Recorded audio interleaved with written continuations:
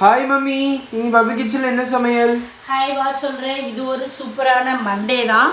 ரொம்ப சிம்பிளாக பட் நல்ல சாப்பாடு தான். ஏன்னா நேற்று ஃபுல்லாக நைட்டு வரைக்கும் ரொம்ப ஹார்டாக சாப்பிட்ட மாதிரி இருக்குது. அந்த மட்டன் குழம்பு, மட்டன் கட்லெட்டு, நைட்டுக்கு இட்லியும் மட்டன் குழம்பும். ஸோ அதனால கரெக்டாக மத்தியானத்துக்கு மட்டும் சோறு வச்சிடும். ஆஸ் யூஷுவல் சுட சுட சோறு. அதுக்கப்புறம் பார்த்தீங்கன்னா நல்ல எம்மையான கீரை வறுவல். கீரை பெரட்டலாம் என்னன்னு தெரியல. கீரையை வதக்கியிருக்கேன், அரைக்கீரை. அதுக்கப்புறம் இதுதான் இந்த மேட்டர்.